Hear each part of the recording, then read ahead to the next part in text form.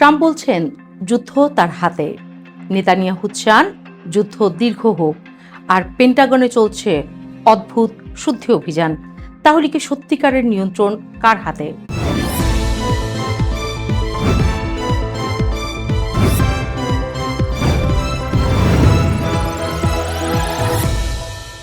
এক যুদ্ধ, দুই নেতা, আর এক অদৃশ্য দড়ি টানাটানি। বিশ্ব রাজনীতির ইতিহাসে এমন অনেক মুহূর্ত এসেছে যখন যুদ্ধের চেয়ে বড় হয়ে উঠেছে যুদ্ধের নিয়ন্ত্রণ কার হাতে, এই প্রশ্নটি। আজকের মধ্যপ্রাচ্য ঠিক সেই জায়গাতেই দাঁড়িয়ে। গোলাছোড়া যতটা গুরুত্বপূর্ণ, তার চেয়ে বেশি গুরুত্বপূর্ণ হয়ে উঠেছে কে কখন থামাবে আর কে কাকে থামাতে পারবে। মার্কিন প্রেসিডেন্ট ডোনাল্ড ট্রাম্প দৃঢ় কণ্ঠে ঘোষণা করেছেন, তিনি যদি যুদ্ধ শেষ করার সিদ্ধান্ত নেন, ইসরায়েলও হামলা বন্ধ করবে। কথাটা শুনতে এমন যেন রাজনীতির মাঠে কোনো উঠতি নেতা, যিনি ভাবছেন প্রচুর ক্ষমতা তার, সে বললেই সবাই চুপ করবে। কিন্তু আন্তর্জাতিক রাজনীতি কোনো সস্তা হিসেবের ধার ধারে না। এখানে প্রত্যেকের নিজের হিসাব, নিজের ভয়, নিজের স্বার্থ। ট্রাম্পের এই ঘোষণার মধ্যেই লুকিয়ে আছে সবচেয়ে বড় প্রশ্ন, ইসরায়েল কি সত্যি আমেরিকার নির্দেশে যুদ্ধ থামাবে?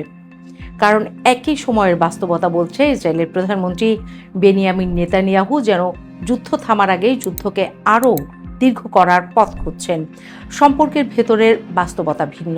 ট্রাম্পের ভাষায় ইসরায়েল খুব ভালো সতীর্থ, কিন্তু সতীর্থ আর নির্ভরশীল এই দুই শব্দের মধ্যে সূক্ষ্ম পার্থক্য আছে। দীর্ঘদিন ধরে আমেরিকা ইসরায়েলের প্রধান সামরিক ও কূটনৈতিক ভরসা। অস্ত্র, অর্থ, আন্তর্জাতিক মঞ্চে রাজনৈতিক সুরক্ষা, সবকিছুর পেছনে ওয়াশিংটনের ছায়া। ফলে বাইরে থেকে দেখলে মনে হয় আমেরিকা চাইলে ইসরায়েল থামবেই, কিন্তু বাস্তবতা অনেক জটিল। ইসরায়েলের সামনে জাতীয় নির্বাচন, নেতানিয়াহুর রাজনৈতিক ভবিষ্যৎ এখন যুদ্ধের ফলাফলের সঙ্গে জড়িয়ে গেছে।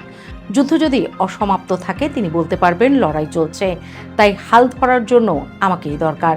কিন্তু যুদ্ধ যদি মাঝপথে থেমে যায়, তখন প্রশ্ন উঠবে এত ধ্বংসের পর ফল কি? এই কারণেই তিনি বারবার ট্রাম্পকে বোঝাচ্ছেন এখন থামা যাবে না। এত দূরে এসে অভিযান অসমাপ্ত রাখা মানে রাজনৈতিক আত্মহত্যা। ওয়াশিংটনের এক বৈঠকে নাকি তিনি সরাসরি বলেছেন, আমরা অনেক দূর এগিয়ে এসেছি, এখন শেষ করতেই হবে। এই বাক্যটি শুধু সামরিক কৌশল নয়, রাজনৈতিক বাঁচা মরার ঘোষণা। ট্রাম্পের বক্তব্যে এক ধরনের অদ্ভুত দ্বৈততা দেখা যায়। একদিকে তিনি বলছেন তিনি থামালেই ইসরায়েল থামাবে, অন্যদিকে আগের বক্তব্যে বলেছিলেন যুদ্ধ শেষের সিদ্ধান্ত হবে যৌথভাবে। এখন প্রশ্ন, এই পরিবর্তন কি কৌশল নাকি বাস্তব চাপ? মার্কিন প্রশাসনের ভেতরের কিছু সূত্র বলছে ট্রাম্পের মধ্যে ক্লান্তির ছাপ দেখা যাচ্ছে। দীর্ঘ যুদ্ধ আমেরিকার অর্থনীতি, জনমত এবং সেনাবাহিনীর উপর চাপ তৈরি করছে। যুদ্ধ শুরু করা যত সহজ, সম্মান বজায় রেখে যুদ্ধ শেষ করা তত কঠিন। তাই তিনি এখন এমন এক অবস্থান তৈরি করতে চাইছেন যেখানে যুদ্ধ শেষ হলেও সেটি তার নিয়ন্ত্রণে হয়েছে, এই ধারণা প্রতিষ্ঠা করা যায়। ট্রাম্প দাবি করছেন ইরান যুদ্ধ শেষ করতে মরিয়া। তিনি বলছেন ধারাবাহিক হামলায় তেহরান চাপে পড়ে গেছে, তাদের অবকাঠামো ধ্বংস হচ্ছে। কিন্তু একই সঙ্গে তিনি ইরানিদের সহনশীলতার প্রশংসাও করছেন, যা একেবারেই অস্বাভাবিক রাজনৈতিক ভাষা। যেন শত্রুকে একই সঙ্গে দুর্বল ও সম্মানযোগ্য হিসেবে তুলে ধরা হচ্ছে। এর মধ্যে কূটনৈতিক ইঙ্গিত আছে। যুদ্ধের শেষ ধাপ সাধারণত শুরু হয় তখনই যখন শত্রুকে পুরোপুরি ভেঙে পড়া নয়, বরং আলোচনায় বসার উপযোগী হিসেবে তুলে ধরা হয়। সবচেয়ে নাটকীয় অংশটি ঘটেছিল হামলার আগ মুহূর্তে। জনসম্মুখে ট্রাম্প বলেছিলেন সিদ্ধান্ত নিতে আরও 10 দিন থেকে 15 দিন সময় লাগবে, কিন্তু বাস্তবে হামলার পরিকল্পনা তখন প্রায় সম্পন্ন। এটি ছিল পরিকল্পিত বিভ্রান্তি। ফ্লোরিডার মার-এ-লাগোর এক বৈঠকে তিনি নাকি উপস্থিত লোক সংখ্যা দেখে ক্ষুব্ধ হন, সন্দেহ করেছিলেন তথ্য ফাঁস হতে পারে। রাগ করে ঘোষণা করলেন অপারেশন বাতিল। সবাই বেরিয়ে যাওয়ার পর তিনি ছোট একটি বিশ্বস্ত দলকে ডেকে নেন এবং সেই রাতেই হামলার চূড়ান্ত অনুমোদন দেন।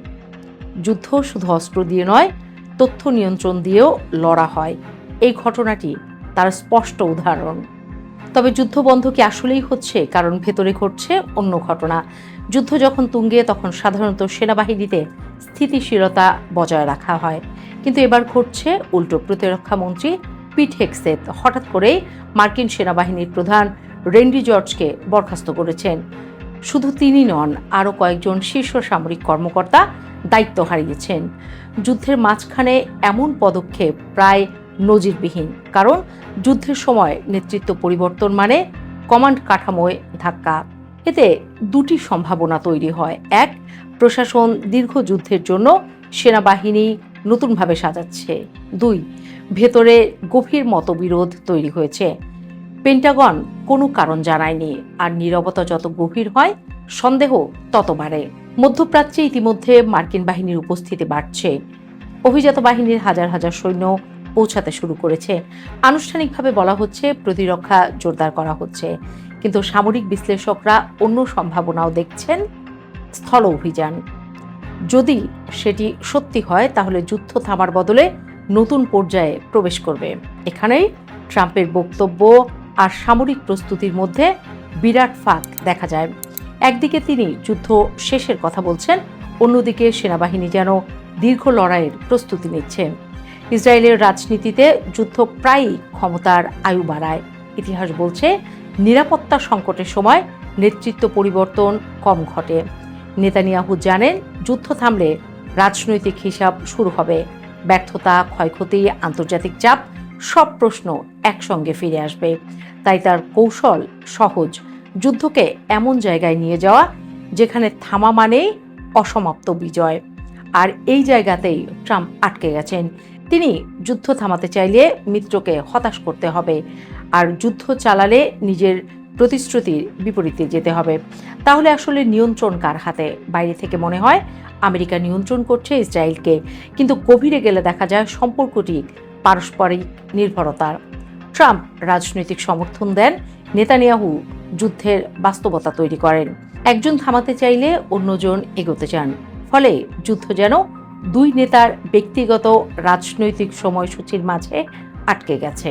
তবে কথা হলো, যুদ্ধের ইতিহাসে সবচেয়ে বিপজ্জনক মুহূর্ত হলো সেই সময় যখন সবাই যুদ্ধ শেষের কথা বলে কিন্তু প্রস্তুতি নেয় আরও বড় সংঘর্ষের। আজ ঠিক সেই পরিস্থিতি। ট্রাম্প বলছেন তিনি থামলে যুদ্ধ থামবে, নেতানিয়াহু বলছেন শেষ না হওয়া পর্যন্ত থামা যাবে না। পেন্টাগন সেনাবাহিনী পুনর্গঠন করছে, মধ্যপ্রাচ্যে সৈন্য বাড়াচ্ছে। সবকিছু মিলিয়ে দৃশ্যটা অনেকটা ঝড়ের আগের মুহূর্তের মতো, যেখানে কথায় শান্তি কিন্তু মাটির নিচে জমছে বিস্ফোরণের শব্দ। সুতরাং প্রশ্নটি এখন আর শুধু যুদ্ধ কবে শেষ হবে নয়, প্রশ্নটি হলো যখন থামার ঘোষণা আসবে তখন কি সত্যি বন্দুক থামবে, নাকি সেটি হবে আরেকটি রাজনৈতিক বাক্য যার প্রতিধ্বনি শোনা যাবে কিন্তু যুদ্ধ চলতেই থাকবে। বিশ্ব এখন সেই উত্তরটির অপেক্ষায়।